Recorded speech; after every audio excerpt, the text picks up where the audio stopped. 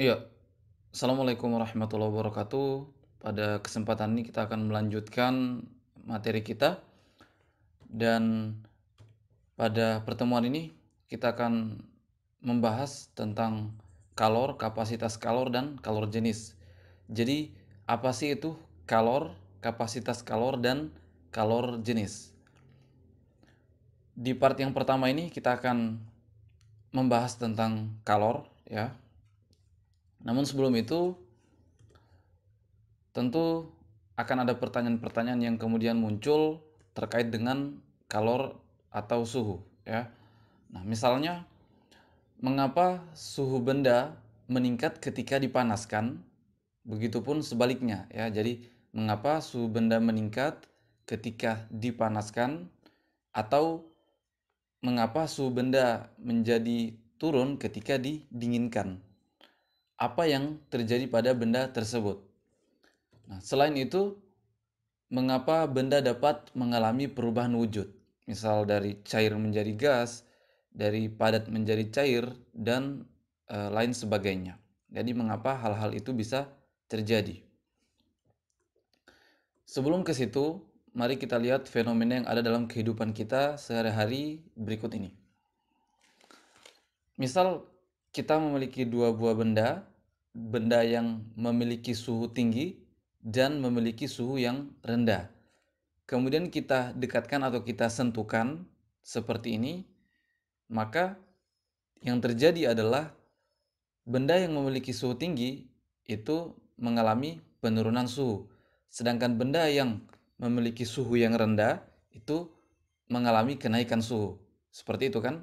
Jadi kalau kita lihat jika ada dua buah benda, satu benda memiliki suhu yang tinggi dan satu bendanya lagi memiliki suhu yang rendah, kemudian kita dekatkan atau kita sentuhkan, maka yang terjadi adalah benda yang memiliki suhu tinggi tadi akan mengalami penurunan suhu, sedangkan benda yang memiliki suhu rendah akan mengalami kenaikan suhu. Dan lama-kelamaan proses itu terus berlangsung hingga akhirnya kedua buah benda tadi memiliki suhu yang sama, ya. Jadi seperti itu. Kita misalnya bisa melihat air hangat atau air panas yang berada di dalam gelas, ya. Air hangat memiliki suhu yang tinggi, gelas memiliki suhu yang rendah. Kemudian kita gabungkan hingga kemudian air yang memiliki suhu tinggi tadi mengalami penurunan suhu, sedangkan gelas ya yang memiliki suhu rendah akan mengalami kenaikan suhu. Tentu kalau kita sentuh gelasnya, gelasnya menjadi panas kan, artinya dia mengalami kenaikan suhu. Dan lama-kelamaan suhu antara air hangat dan gelas yang dingin tadi akan sama ya. Itu bisa kita lihat pada kehidupan sehari-hari. Selain itu misalnya kalau kita memanaskan air ya, kalau kita memanaskan air. Jadi kalau kita simpan air yang memiliki suhu rendah, kemudian kita panaskan dengan api misalnya, lama-kelamaan suhu pada air tersebut terus meningkat ya, hingga kemudian sangat panas. Contoh yang lain kalau kita bisa lihat ya, ada juga fenomena kalau ini tadi air yang memiliki suhu rendah ketika kita panaskan lama-kelamaan suhunya akan meningkat. Kemudian misalnya air yang memiliki suhu yang tinggi tadi kita simpan di dalam kulkas ya. Nah, ternyata lama-kelamaan suhunya menurun. Suhunya menurun kan itu yang kita bisa lihat dalam kehidupan sehari-hari. Jadi kalau kita lihat fenomena-fenomena ini ada di sekitar kita, bahwa air yang hangat tadi kita masukkan ke dalam kulkas, lama-kelamaan suhunya akan menurun dan airnya menjadi dingin. Oke, lantas bagaimana kita menjelaskan peristiwa-peristiwa tadi yang ada dalam kehidupan sehari-hari tadi secara ilmiah, ya? Maka atas kepentingan itulah para ahli fisika memperkenalkan satu jenis energi yang disebut dengan energi kalor, ya. Jadi para ahli fisika memperkenalkan satu jenis energi yang disebut dengan energi kalor.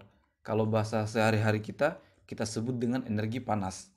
Tapi dalam fisika itu lebih sering disebut dengan energi kalor, ya. Nah, bagaimana dengan sifat-sifat energi kalor itu, ya? Bahwa ternyata energi kalorlah yang memengaruhi suhu benda. Jadi tadi ada suhu benda yang turun, kemudian ada yang meningkat. Ternyata yang memengaruhinya adalah energi kalor. Kemudian sifat yang lain adalah bahwa kalau kita lihat benda, ya, makin besar energi kalor benda, maka suhunya makin tinggi. Jadi suhu benda yang memiliki suhu tinggi tadi itu memiliki energi kalor yang besar. Sebaliknya, benda yang memiliki suhu yang rendah itu memiliki energi kalor yang sedikit atau yang kecil. Jadi makin besar energi kalor yang ada pada benda atau yang diberikan pada benda, maka makin tinggi suhu benda tersebut.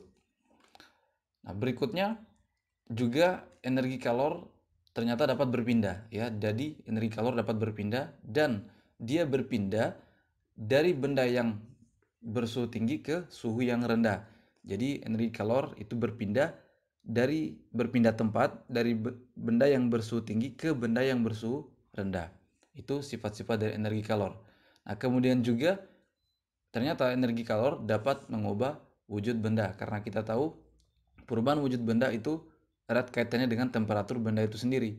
Nah, yang mempengaruhi temperatur itu kan adalah energi kalornya. Oke.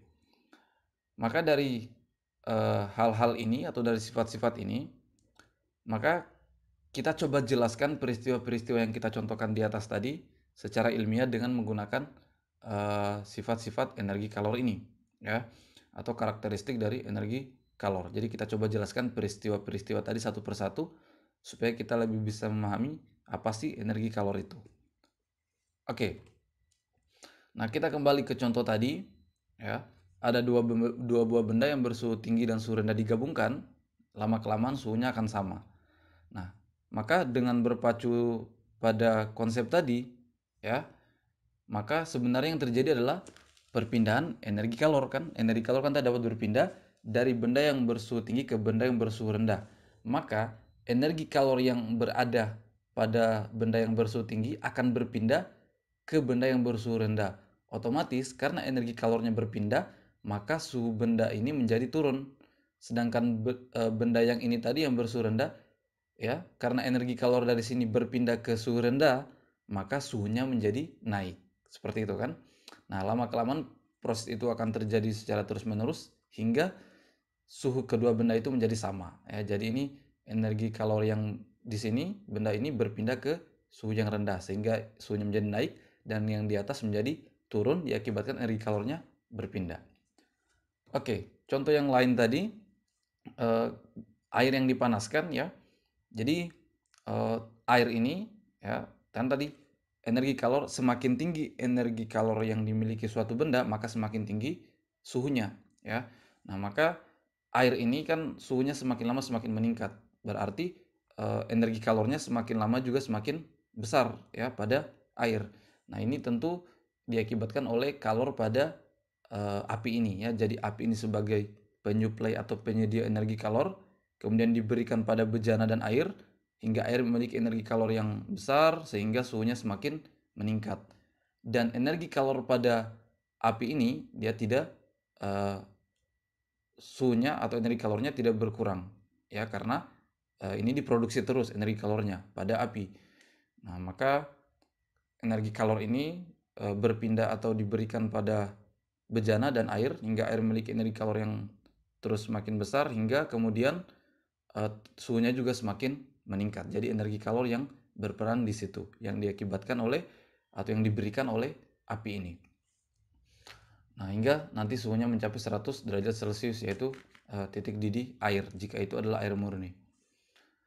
Nah, berikutnya kalau yang di sini yaitu benda atau air yang memiliki suhu tinggi tadi disimpan di dalam kulkas, suhunya semakin lama semakin berkurang hingga kemudian dingin, ya, itu diakibatkan juga perpindahan kalor, ya, bahwa air hangat yang memiliki kalor yang lebih besar dibandingkan dengan kondisi lingkungan di dalam kulkas itu yang dingin yang memiliki suhu rendah, ya. Jadi di dalam itu yang ada air yang memiliki suhu tinggi dengan energi kalor yang tentu lebih besar dan lingkungan kulkas itu yang sangat dingin yang memiliki energi kalor yang sangat kecil, maka otomatis energi kalor air tadi itu berpindah ke kulkas, ya, berpindah ke kulkas sehingga energi kalor pada air itu semakin lama semakin berkurang, dan otomatis suhunya semakin lama semakin berkurang dan kemudian dingin ya, hingga bisa mencapai titik bekunya, yaitu 0 derajat